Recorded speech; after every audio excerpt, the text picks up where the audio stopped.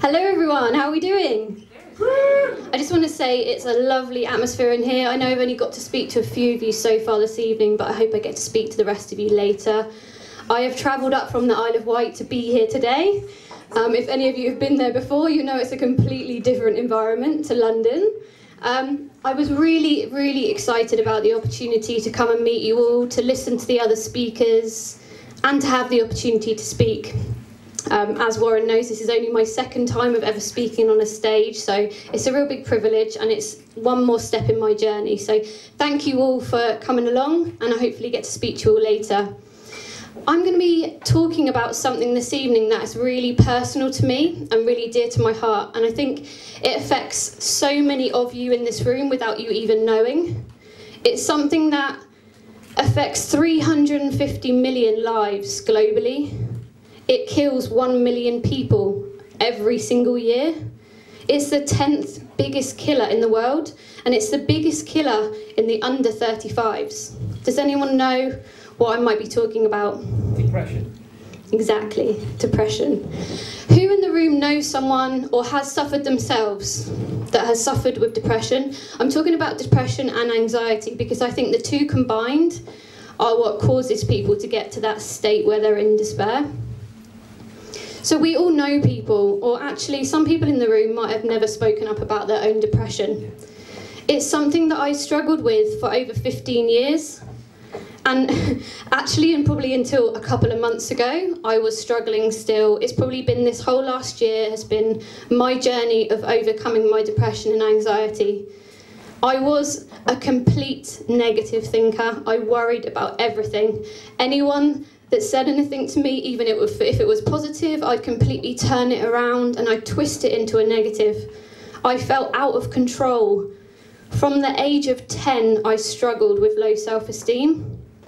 I went to counselling, years and years and years of counselling, often on medication, speaking to friends, and none of it really helped me. So I want to talk a little bit about how I've got to where I am and how I've turned things around, because for me, counselling wasn't the answer.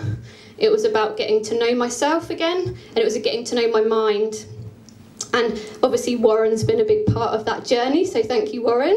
If none of you know him, connect with him. He's an amazing coach. He's been there every step of the way for me, so thank you, Warren.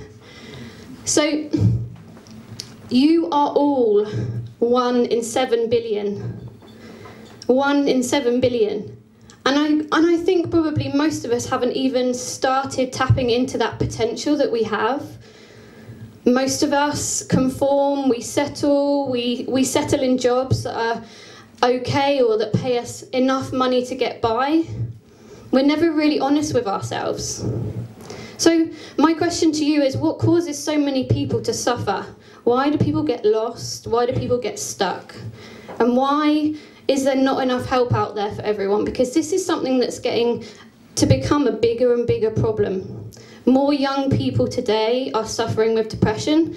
I think it's actually predicted that 11% of under 18s now suffer with a mental disorder. It absolutely breaks my heart to see little girls and boys posting on social media asking if they're pretty and if they're accepted. And for me, that's how I used to be. I thought that my image was everything. From a young age, from the age of 10, I suffered with weight issues. I thought that it was all about how I looked, and I never felt I fitted in. And it was because a family member constantly bullied me about my weight that I really struggled. I struggled and I couldn't cope at school. What then happened was my parents divorced, so I had an unstable home environment. And before the age of 15, I also suffered rape. So you can see that my self-esteem pretty much went from being a really happy child, really outgoing, bubbly child, to nothing very quickly. I wouldn't say at this point as a teenager I was severely depressed, but I went to university. I managed to manage it myself, but I think that's what a lot of people do. And I never spoke up about it. It wasn't until I went to university and one of my friends came up to me, a new friend, and she said, "I can see you're struggling, you're hiding away, you're not doing what everyone's doing, what's wrong?" And I said, I can't talk about it. I don't know how to. I've never have. That was 5 years of suffering in silence. So at that point, I managed to speak up for the first time. I managed to start getting some help. And do you know what my first counsellor said to me after just 3 sessions? 3 sessions of crying without talking, turned around to me and said, I think you're okay. I don't think you need to come again. And I walked out of there thinking, I'm not okay, I'm far from okay.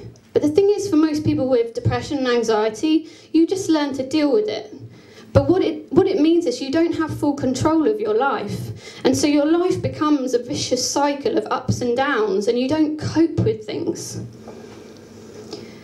There's a quote that actually Susan Madison told me recently, which has really, really helped me on my journey. And that is, do the best you can with what you know until you know better. When you know better, do better. And I think that helps a lot of people that suffer with depression, because you have to have that comfort that you are only doing the best that you can at that point in time. And for me, it's taken over 15 years to gradually get to know myself again and build up that knowledge and confidence again to actually step out there and change my life. So how have things changed for me? What's happened? Well, at the start of this year, my mum, who was diagnosed with cancer 3 years ago, her cancer came back. And whilst it was a shock 3 years ago, it was more of a shock at the beginning of this year, because it's an incurable cancer, and we didn't think it would come back for 5 to 10 years. So that shocked me. But what shocked me more was the fact that I turned around to her earlier this year and said, I don't want to live without you here. And I thought at that point, I should not be saying that to someone that's dying. You know, it's not what you need to be saying. You need to be strong for your family. You need to be supportive. You can't help other people unless you're strong yourself. And I knew at that point I was still struggling. I was still suffering with this depression and the ups and downs. I had to do something about it. And throughout my journey, I've always looked for answers. I've always had that hope that I would find the answers to understand how to change. And for me, it comes down to this. It's understanding the mind. It's having control of your life. It's learning to deal with the ups and downs. To me, you don't ever overcome depression and anxiety. It's something that happens to all of us. We all go through hurt. We all go through upset. That is part of life.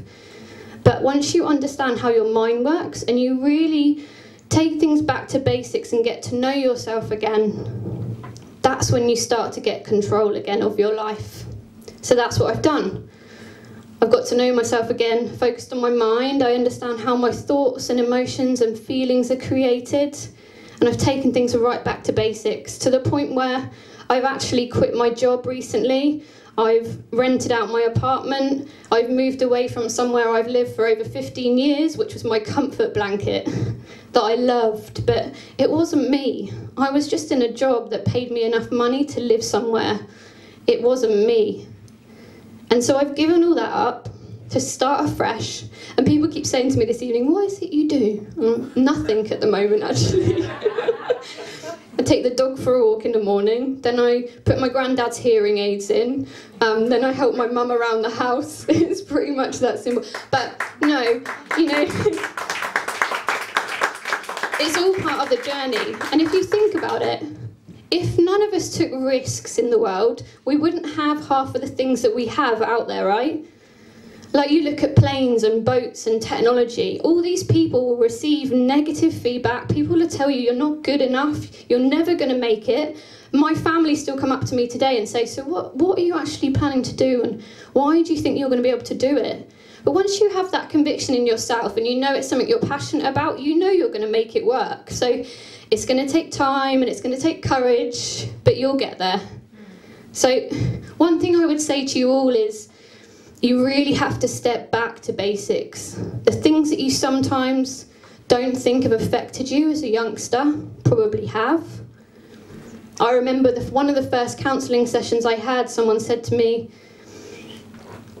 something that my granddad said to me when I was younger is actually one of the biggest influences in my journey and my reason for my depression.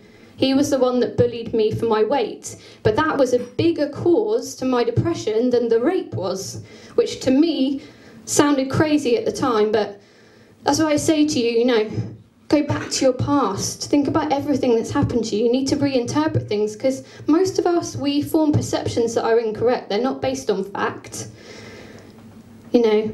So really step back to basics, get to know yourself again, look at what you love to do, and just go out there and go for it. Because you only get one life, you don't know how long you've got left. You have so much potential in you. So I hope you've got something out of this evening. It's really important for me to share my journey, because I think not enough people speak out about these things. And we all go through pain and upset and suffering.